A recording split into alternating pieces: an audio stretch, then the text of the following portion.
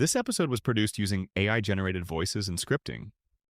Okay, so here's a question I want you to sit with for a second. What if the most important AI product launch of 2024 wasn't a launch at all? It was a shutdown. And see, that's where I think you're already more right than you realise. Because everybody covered Sora's launch like it was the second coming. Nobody's covering the shutdown with the same energy, and the shutdown tells you way more.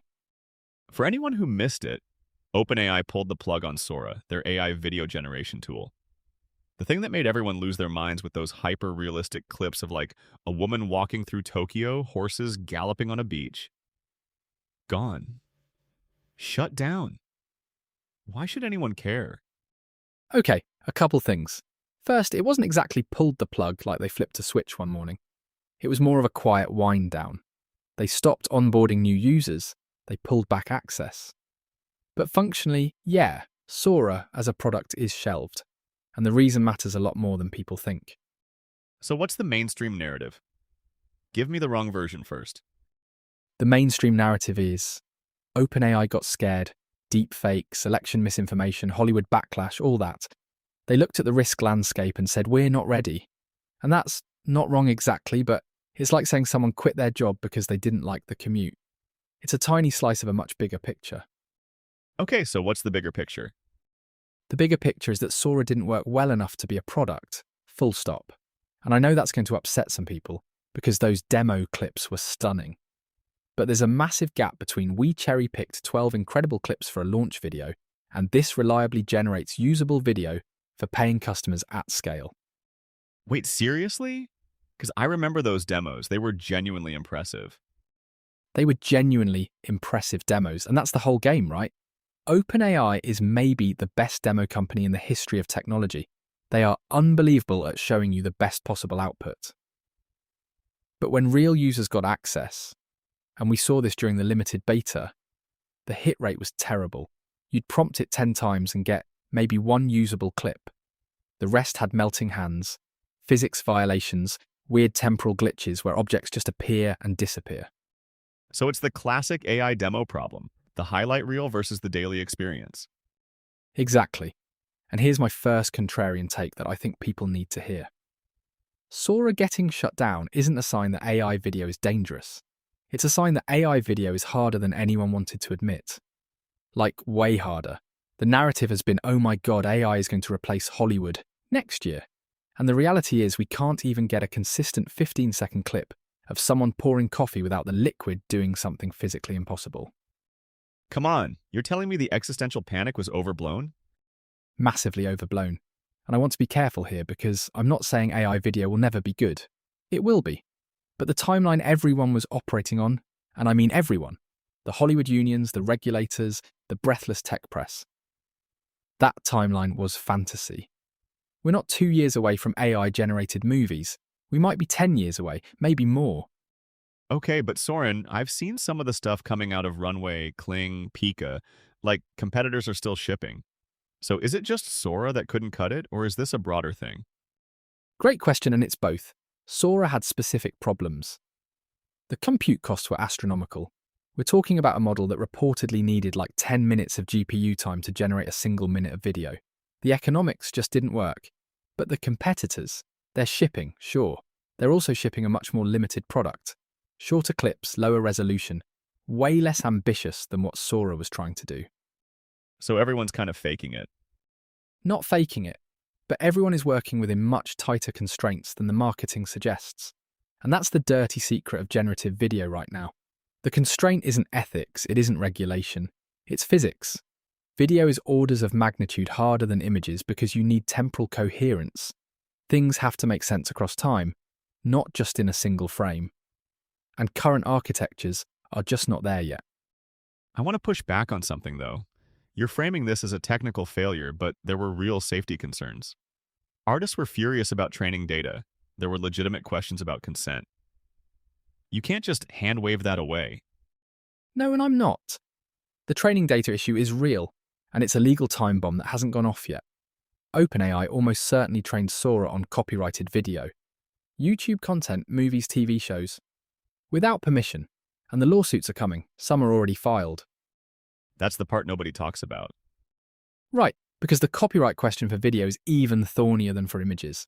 With images, you can argue transformative use. You can squint at fair use doctrine. With video, you're training on someone's entire creative output, their cinematography, their editing style, their actors' likenesses. The legal exposure is enormous. And I think, and this is my read, I could be wrong, I think OpenAI's legal team looked at this and said, we need to slow way down before we have a product in market that becomes Exhibit A in a landmark copyright case. So you're saying it's not just the tech that failed, it's also the legal ground that was crumbling underneath them. Multiple things can be true at once. The tech wasn't ready, the legal risk was escalating, and here's the third piece. The business case evaporated. Because who was actually going to pay for Sora? Think about it. I mean, everyone? Content creators, marketers, filmmakers? Okay, but at what price? The compute costs meant they'd have to charge a fortune per minute of generated video. And the quality and consistency meant professionals wouldn't trust it. So you're left with hobbyists who want to make cool clips for social media. And those people aren't going to pay premium prices for something that works 1 out of 10 times. That's a really deflating picture. You're basically saying there was no viable customer. Not at the quality and price point they could deliver. Not yet. And this is where I want to give you my second contrarian take. Hit me. OpenAI shutting down Sora might be the smartest thing they've done in 2 years. And I know that sounds insane given the hype. But pulling a product before it disappoints at scale, that's actually good product management. Most companies don't have the discipline. They ship it, it underwhelms, the narrative shifts from this is amazing to this is a toy, and you can never recover from that perception. Okay, but Let me finish. Google did this with Bard. They shipped too early. The product was mediocre. And it took them over a year and a full rebrand to Gemini to claw back credibility. OpenAI looked at Sora and made the harder call. Take the short-term hit. Come back when it's actually ready. so you're framing this as strategic retreat, not failure. I'm framing it as both. It is a failure. They couldn't deliver what they promised. But it's a managed failure instead of a catastrophic one. Big difference. Here's what I keep coming back to, though. What does this mean for all the other companies racing to build AI video? Like, if OpenAI, the best-funded, most talent-dense AI lab on the planet, couldn't make it work, what hope does anyone else have? Well, that's the question. And I think the answer is uncomfortable for a lot of people in venture capital right now. Because there's been billions, literally billions, poured into generative video startups over the last 2 years. And if the problem is fundamentally harder than the current generation of models can solve, a lot of that money just went up in smoke. How much money are we talking? Runway's raised over $250 million. Pika's raised over $135 million. There's probably another dozen companies you've never heard of that raise between 10 and 50 million each. And then you've got the big labs, Google, Meta, Adobe, all spending internally. We're easily talking $2 to $3 billion in total investment in generative video in just the last couple of years. And you think that money's at risk? I think the timelines those investments were predicated on were wildly optimistic, which means yes, a lot of that money is at risk. Not all of it. The technology will eventually get there, but eventually might mean 2030, not 2025. And in startup land, 5 extra years is the difference between a home run and running out of runway. Let me play devil's advocate for a second, though, because I've talked to people who use these tools every day, content creators, social media managers, and they say they're already getting real value. Like, it's not perfect, but it's useful. Are you being too harsh? That's fair. And for very specific use cases, short clips, B-roll, abstract visuals, stuff where imperfections don't matter. Yeah, the current tools have a niche, but a niche product supporting a niche use case doesn't justify a $250 million valuation. The bet was that this would be transformative, industry reshaping technology.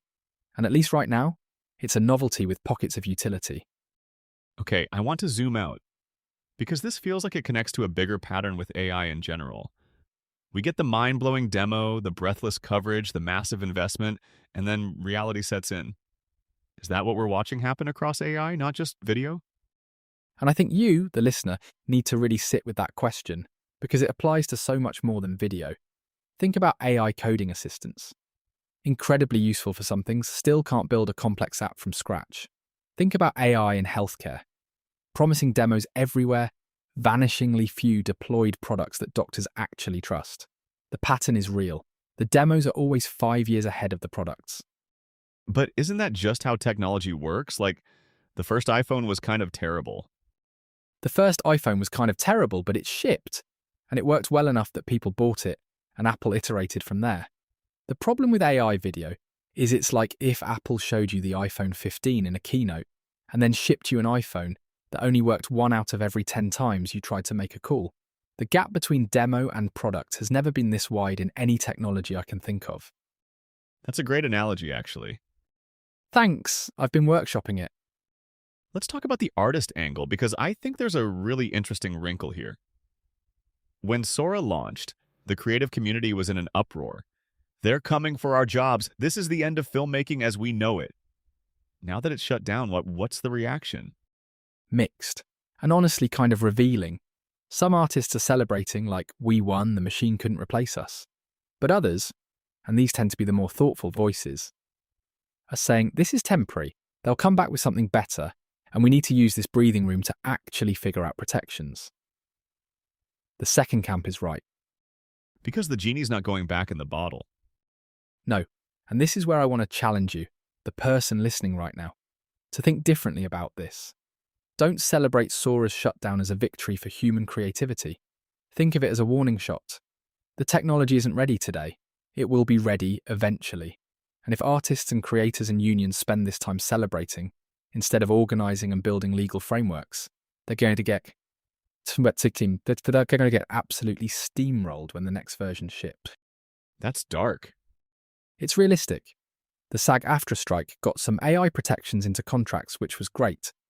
But those protections are based on current capabilities. When the tech leaps forward, and it will, those contracts are going to look like they were written with a different world in mind. Okay, let's talk about what comes next. OpenAI clearly isn't abandoning video generation forever. What does the next attempt look like? So if I had to guess, and I want to be clear this is speculation, I think the next version of whatever they call it won't be a standalone video generator. I think it'll be integrated into ChatGPT or into some larger creative suite, because the standalone video tool has a cold start problem. Nobody knows what to do with it. But if you can say to ChatGPT, hey, take this script I just wrote and generate a rough animatic, now you've embedded it in a workflow people already understand. That makes a lot of sense, actually. Lower the bar for what constitutes good enough by embedding it in a context where rough output is acceptable. Exactly. Stop trying to compete with Hollywood and start trying to compete with stock footage libraries. That's a winnable market in the near term. The mistake with Sora was positioning it as this revolutionary creative tool when it should have been positioned as better B-roll. Better B-roll. That's going to be my new band name. You're welcome. But doesn't that feel like a massive step down from the original vision? They promised us the future of filmmaking, and you're saying the realistic play is stock footage. Welcome to technology. The realistic play is almost always more boring than the vision. Amazon started by selling books. That's not a failure of ambition, it's smart sequencing.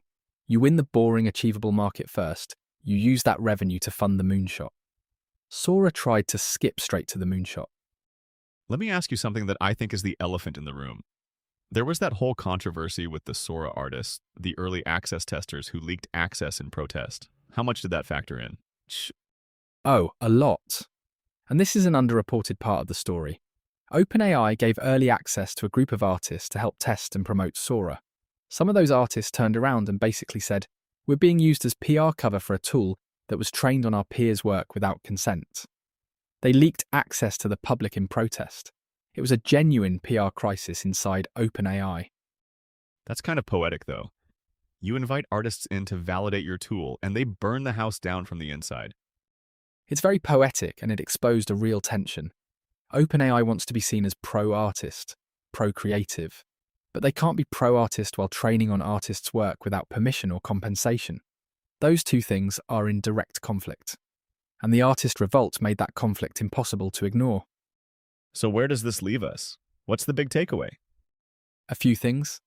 1, AI video is coming, but it's further away than anyone told you. 2, the shutdown is actually a sign of maturity from OpenAI, weirdly. 3, And this is the one I really want people to internalize. The next 18 months are a critical window for regulation, for creative protections, for establishing norms around AI-generated media. Because when the technology does catch up to the demos, we need frameworks in place. We don't have them now. And if we don't use that window? Then we get what we always get when technology outpaces governance. A mess that takes decades to clean up. Think social media and teen mental health. Think gig economy and labour law. We've seen this movie before. Pun absolutely intended. Last thing, and then I'll let you go. For the person listening who's a creator, a filmmaker, someone who's been anxious about AI taking their job, what should they actually do right now? Learn the tools seriously. Don't ignore them out of spite. Understand what they can and can't do so you can advocate intelligently for yourself. Get involved in your union or professional organisation. And most importantly, stop panicking about the demo reel and start paying attention to the actual product. Because the gap between those two things is your competitive advantage. For now. For now, on that cheerful note, I'm a realist, Cole. It's a gift and a curse. mostly a curse for the people who have to listen to you. All right, folks, that's the show. If this made you think differently about AI video, share it with someone who's either panicking or overhyping. They both need to hear this. We'll see you next time. And please, for the love of everything, stop sharing AI-generated video demos without context. You're making the problem worse. He can't help himself. Bye, everyone.